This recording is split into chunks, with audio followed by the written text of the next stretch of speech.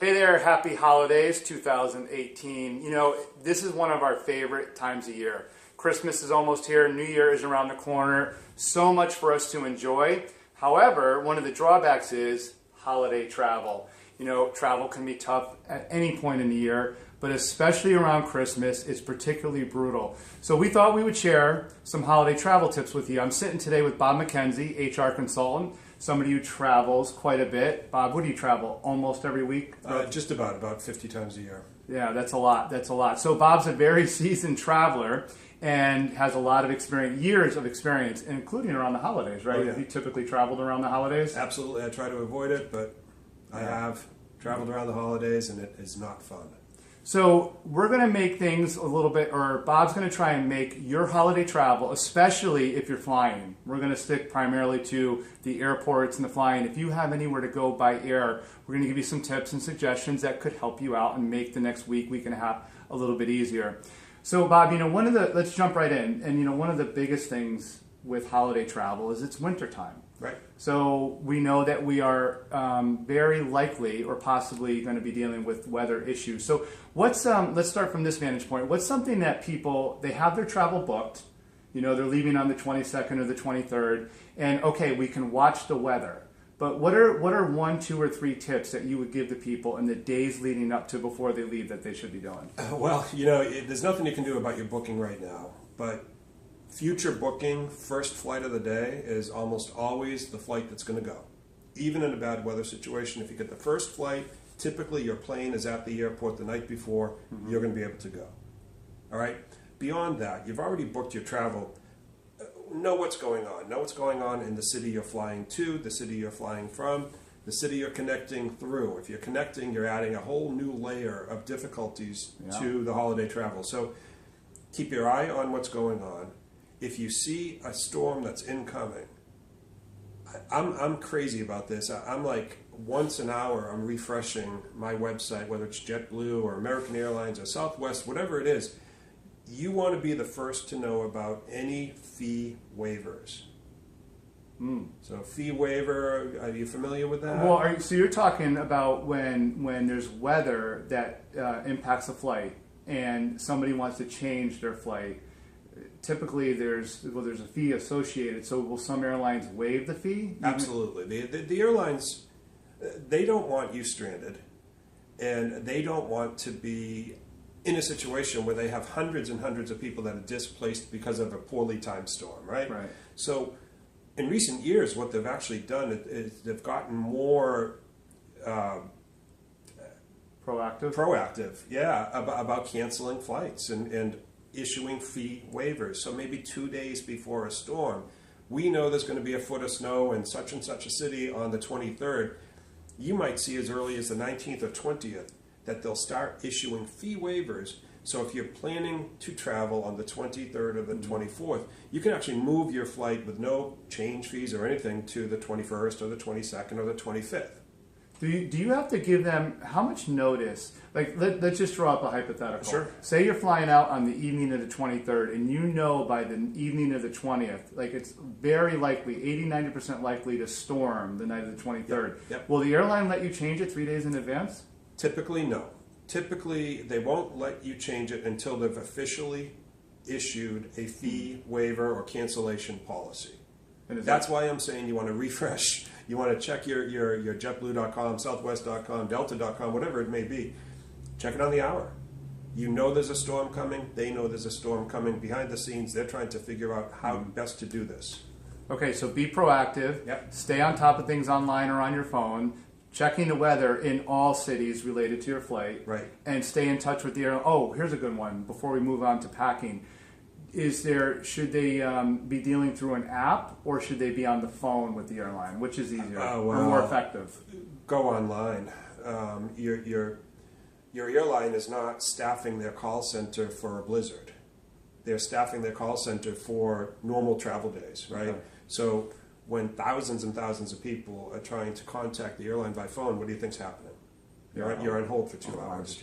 So go online. If you can change it online, it will be very, very easy to do so, but it's first come, first serve, and there's only a few tickets available, so that this is why you got to get out in front of this. You can't wait until the day of.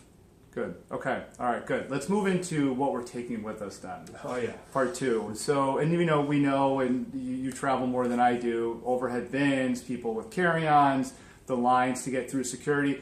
What is your recommendation? Say somebody's going on a 3 or 4 day trip, and we have to understand you may be packing presents, and people are packing. It's winter time; they're packing heavier clothes, Yep. and a couple change of clothes that when they're dressing up for Christmas and they're going to be casual the day after. So, what are some tips around packing that you would give?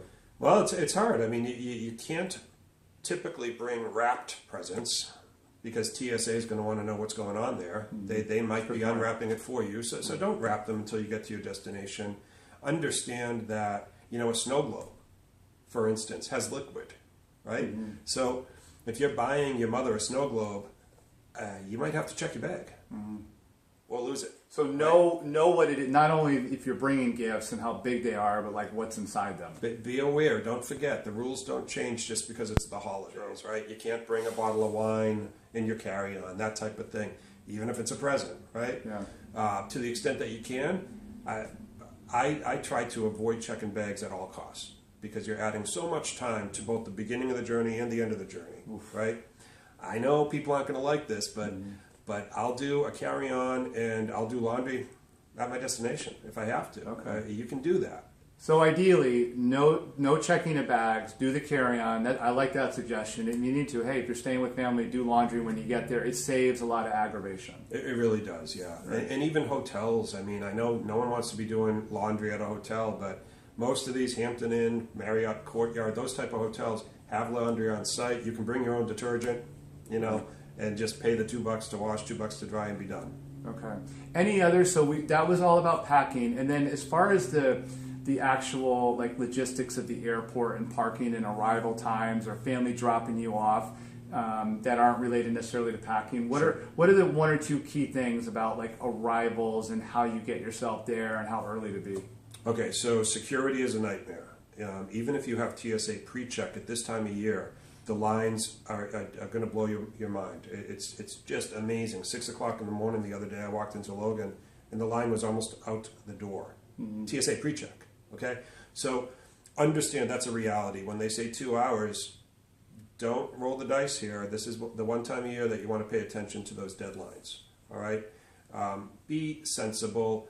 When you're dropping people off at the airport in the morning, that's what everyone else is doing, right? Mm-hmm. So drop them at the arrival level, not at the departure level. You don't want to get in a traffic jam just dropping people off. I think that's a good suggestion, but just to offer additional context for people. So do they run the risk if typically arrivals are below, underground? So are the people who are getting dropped off at risk of trying to find their way upstairs to the ticking? Maybe I'm overthinking it, but no. It's typically an escalator. Okay. You go into the arrivals level, you go up the escalator, and you're in the departure lobby at most airports. Yeah, I just asked that because when you get out of the car at the departure level, the lines are right there and you know where to go. And if somebody's not a frequent traveler, they might be confused about where they're going. But I'm telling you, the gridlock that you see this time of year, it will save you an awful lot of time if you kind of go opposite. So if you're picking someone up in the evening around the holidays, I can tell you the arrivals area will be gridlock. Okay. So tell them to go upstairs to departures, and they'll come right out, get in the car, and you'll go. Got it. All right. Lastly, let's end with this. About a minute or so left. On the plane itself, you and I have shared many horror stories of things that happen on the plane. It's a great place to people watch, by the way. But what are some suggestions or tips? Because if you don't travel a lot and you're going to be on a plane with a lot of people who do or a lot of other newcomers, what are some things that people can do and be mindful of that's courteous to other people, especially when the planes are so packed? Please don't put your winter jacket in the overhead bin. Okay, don't. You're taking up space. You're going to delay the departure time. If people are standing in line waiting to find a space, and it's all winter jackets up there, it's going to be a problem. So don't do that. If you are putting your jacket up, put it on top of your suitcase. Shove it in there, and don't worry about the wrinkles. They'll come out. Take care in what you're doing. Don't stand there and chat on your cell phone when you're in the line there. You're annoying other people. You're getting in the way. You're not paying attention to what's going on. Just get to your seat, put your bag up, and sit down. your departure experience is going to be a lot better if everyone does that. Yeah, for sure. So, well, these are some great suggestions and tips and some insight from a different perspective. And again, have a great holiday. If you're traveling, be prepared, be proactive, think and look into things ahead of time. And, I think some of the practical steps you gave hopefully will make travel for everybody a little bit easier. Appreciate your time and input on this, Bob. Anytime. Thanks. Thank Happy you. holidays out there. Happy holidays.